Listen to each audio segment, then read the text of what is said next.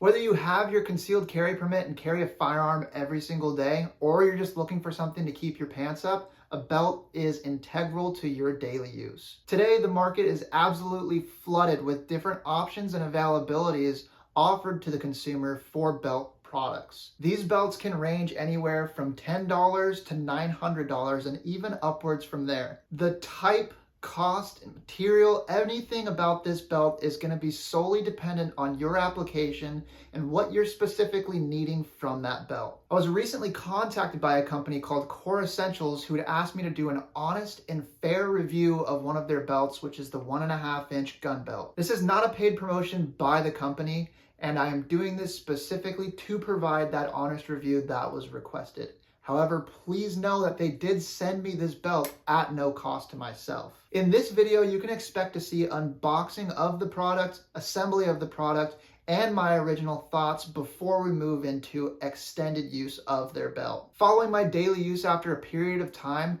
I will do another follow-up video describing what I've found throughout the process of using the belt daily. Some considerations on the upcoming video is that I do carry concealed daily, so therefore there will be that added stress onto this belt. Under normal use, I'll use this as I go out in the woods and do hikes and things along that nature, so that way I can again get different elements and exposures to this belt. Currently it's winter time, so it'll be a little bit more of a colder environment, but hopefully after the course of time, we'll be able to see what happens throughout multiple seasons and different changes in environment and how the belt holds up to those things. If I reach a level of confidence with this belt and I can reasonably say that I would suggest other people to purchase it, I will then move into doing a torture test style video.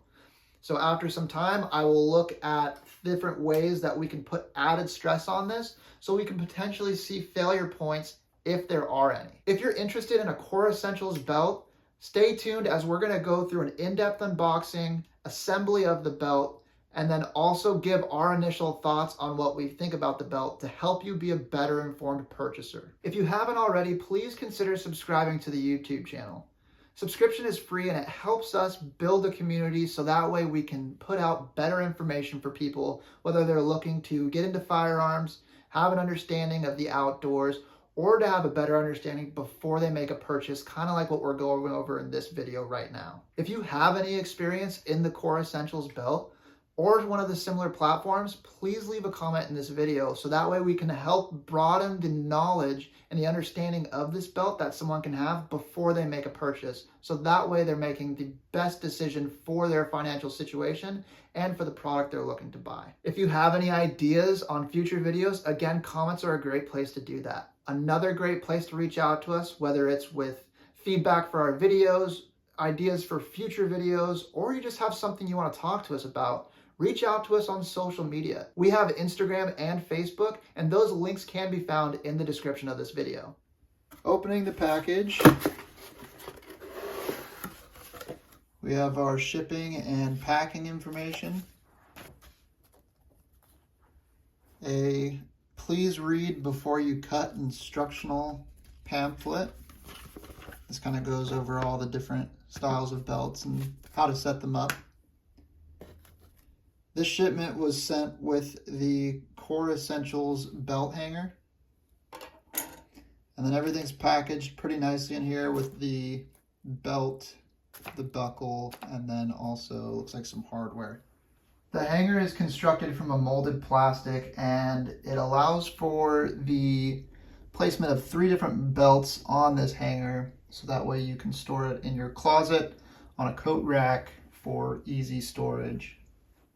This section of the hanger here has a place where you can put the Allen key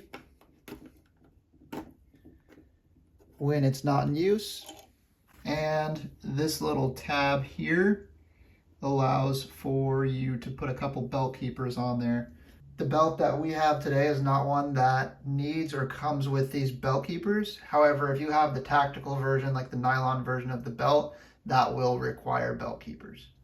The parts kit that came in the box has a additional set screw, which is used for tensioning and holding the belt on to the buckle. And then it also has the required Allen key for installing the buckle onto the belt. Next is the belt buckle assembly. I really like having these simple designs because I won't only wear my carry belts covered with a shirt, but I'll also have them tucked in if I'm needing to dress up for whatever reason. This buckle is a pretty sleek design, and I enjoy the fact that when it's on the belt, it actually mimics the look of a standard belt buckle. The adjustment lever on the back operates pretty smoothly, and it appears to be just this singular spring here. It has a pretty good spring action on it.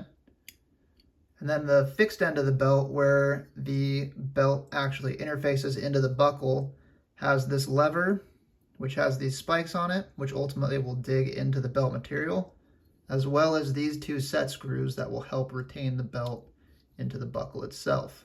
So there are a couple different methods to retain the belt to the belt buckle. And finally here we have the leather body of the belt. So kind of what I'd mentioned before is I'm looking usually for a more professional look to my belts, and I often use them for dressing up as well as concealed carry.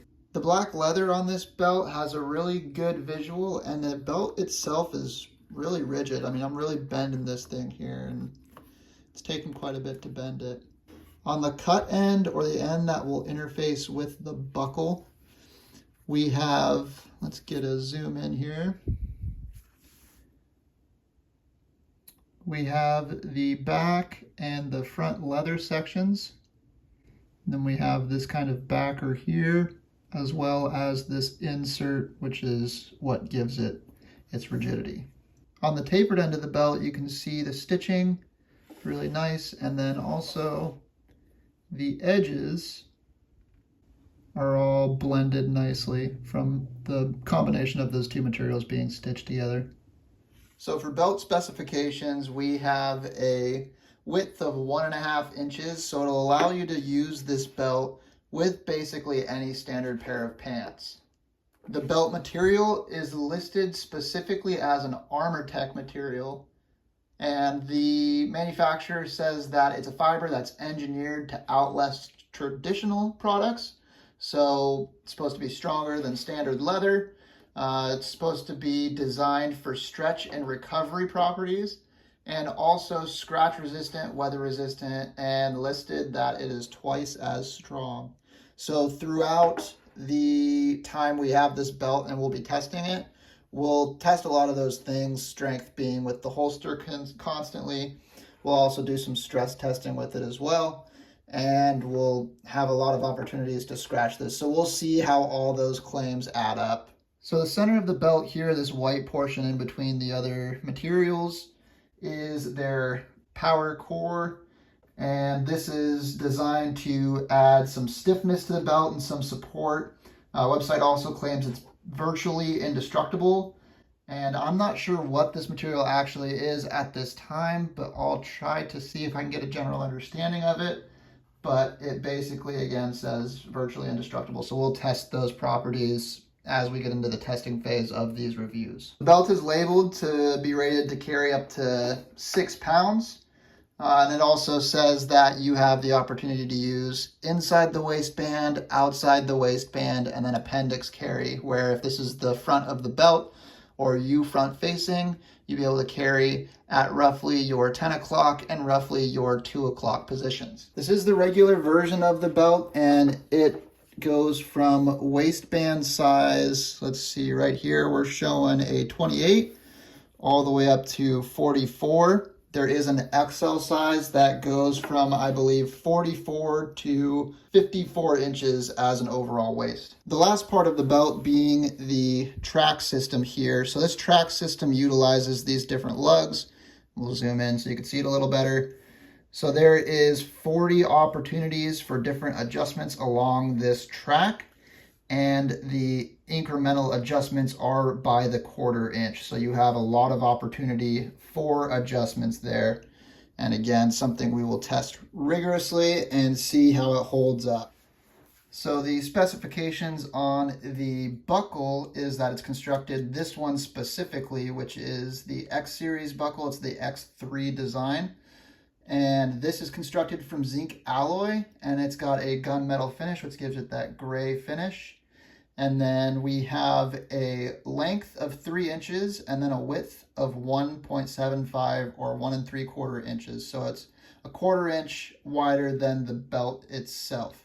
This also weighs 4.8 ounces. Kore Essentials is very intentional with its statements regarding the fact that if you cut your belt, it will no longer be eligible for a return. They do, however, provide you with a handout that explains how to correctly size and cut your new belt. We'll also go over those steps together in this video. Keep in mind before you cut your belt or when you're sizing your belt that you can always cut it longer than what you believe it needs to be. However, you cannot add more length once you've already cut it off. It is also a good idea to fit the belt with and without your carry pistol on your person to make sure that you're accounting for wearing the belt with and without the gun. Be sure to take proper considerations prior to cutting your belt. So now we'll specifically go over the sizing instructions for the 1.5 and 1.75 or 1 3/4 inch size belts. The back of the belt has these ruler marks corresponding with different pant sizes. Now, we're not going to cut directly on the pant size that we are. However, we're going to look to add approximately 4 inches to that, and then maybe even 6 inches if you're choosing to do inside the waistband carry with a pistol. So I'll start by cutting my belt at the 38-inch mark. Next, we'll use the provided Allen key and take out these 2 screws. From there, we'll open up this tab, allowing for us to slide the belt into the opening. So we've slid the belt all the way to the end here, and we're just going to close this latch. Now from here, I want to try it on to see if I do need to take more off before I reinstall these screws. So now we'll try the belt on just to verify our length, how we cut it, see if we need to take some more off. So I'll try this on with and without a carry pistol, just to verify again, use of this belt with both of those, both with and without the carry pistol, is adequate for use. So it already looks like it's going to be a little long. So there's about tight. We're into the second belt loop on the side here. This is obviously super long for normal use. We'll try it now with the carry pistol. So we're still extremely long here, still into that second belt loop. I want it to be about here when the pistol's in it. So I'm going to take a little bit more off. And again, we're just going to go incrementally down by a couple inches until we get to that perfect spot. So here we're down 2 more inches. Again, I can still kind of put this into that second belt loop, but kind of what I'm trying to get across is that working down incrementally will verify that you don't overcut this belt. So let's try it with the gun to see just how much more we might need to take off. We are still into that second belt loop, so I'm going to try taking off another 2 inches and then just kind of incrementally working my way down from there. To save time and to keep you from boredom, I'm not going to check in every single time, but I did want to do it this one time to just really drive home. Do it incrementally in small steps so that way you don't overcut. So where it's sitting right now, the adjustments range from right about here to about right here. So there's still, I'm right in the middle of that adjustment track, which gives me a lot of flexibility and comfort if, let's say, I gain a waist size or if I get a larger pistol into my waistband. It allows for me to make those little adjustments. And I still have a wider range of adjustments where I've cut this. So I am satisfied now with the length of this belt. Now that I'm satisfied with the waist adjustment of this belt, I will reinsert these set screws so that way it holds the belt a little bit more in place.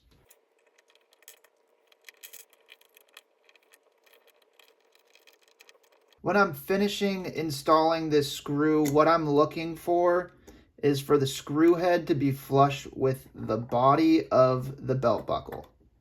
So I'm not looking to over tighten this. However, I'm just looking for it to be flush with this other material around the belt buckle there. For a little more context, you can see that the screws are flush with the body of the belt buckle. Belts can take a lot of abuse, but will also have certain areas where the physical abuse that this belt will take are more prevalent. On standard belts, there's usually a lot of force as you bring the belt through the buckle.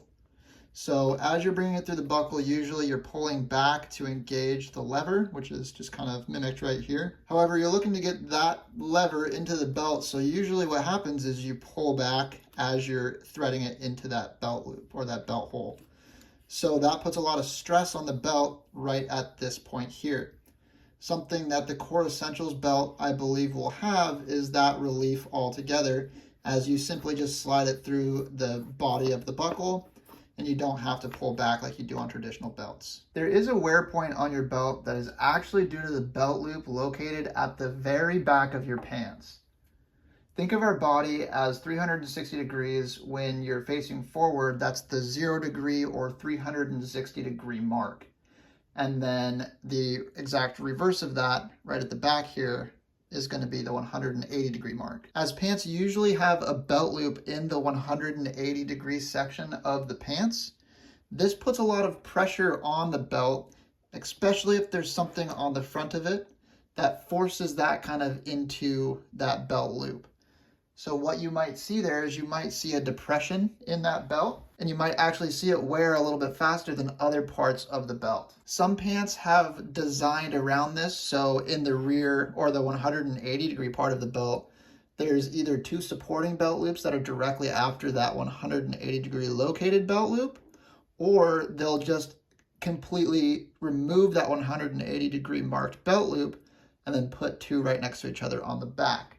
Therefore, on either side of that 180 degree mark. Those couple options that I just described are engineered methods to help reduce that stress on the belt. However, every pair of pants is going to be a little bit different on where those belt loops lie. An additional issue that I see is a separation of materials. So there are two pieces of leather here holding together the internal components of this belt.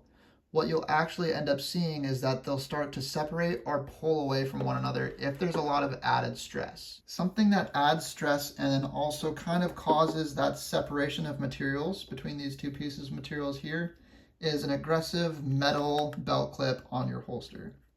So as you can see from right here, there's a metal tang that will dig into every single day. Every time you take the holster on and off, it'll dig into this area where these two pieces of leather have been bound, and it'll ultimately have those two pieces start to separate from one another. Once that separation starts, you will also start to see added stress on these stitching here. So that stitching will start to fail, this will start to separate, and then altogether the belt will start breaking down. Some things that you can do to try to avoid that is to use plastic clips or different clip methods for your holsters. However, the metal clip system right here by T-Rex Arms is the best and the most rigid that I have found for my application. It's all going to be dependent on what you're comfortable with, and you just need to adapt and overcome the issues that you find during your fitment and what you're using tool-wise with your belt, if any at all. The ratcheting feature on this belt is pretty cool, and it does create some simplicity to the action of the belt. One thing that I did notice is there are multiple moving parts associated with this belt clip. Now, that doesn't necessarily have to be a bad thing. However, the more parts you have, the more opportunity you have for a failure. Again, I'm not saying that this belt will fail. However, anytime you introduce more availability for failure points or different pieces to something, your rigidity breaks down a little bit and it is reliant on some of those key components that hold multiple pieces together. Another thing I will specifically be looking for as I wear this belt and test this belt is how the material holds up. So again, referencing the style of belt clip that I use for my holster, it is metal and it is very rigid and it is very aggressive.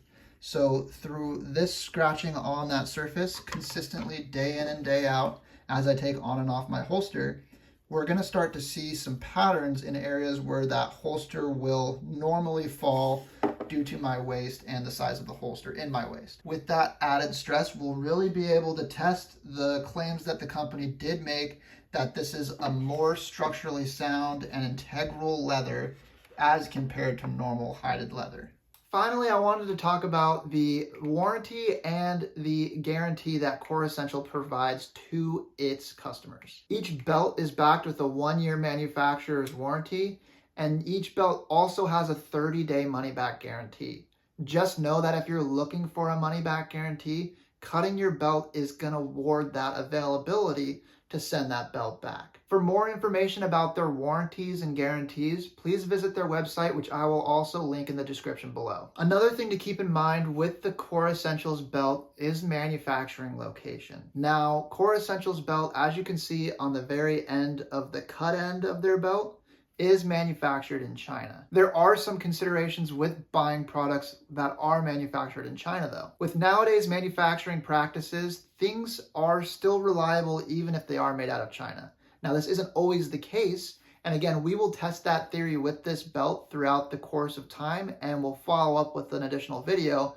However, understand that just because it's made in China doesn't mean that it's instantly trash. Do I personally prefer and like to buy US made products? Absolutely. I like to support local businesses. However, there is usually an added cost associated with that. And because all of us don't have unlimited resources or funds, myself included, sometimes the easier and the better option isn't always buying US made, even though we would like to. However, if we find a product that was manufactured overseas and it still provides us with the quality that we're looking for and that we need with something like a gun belt, then that might be the safer option for people. Keep in mind, everyone's situation is going to be different, so we just need to understand our specific situation and figure out whether a product is right for us. Whether you're carrying a firearm daily or you're just trying to keep your pants up, Kore Essentials belt is a good option. The belt holds multiple patents and from the short amount of time seems very user-friendly and has a lot of features that are enticing to people. Be sure to subscribe and stay tuned for future videos specifically on the Kore Essentials belt so you can see how it performs after daily use over an extended period of time. When you get new equipment, it's important that you practice with it. Whether that means you have a new belt or you have a new magazine pouch,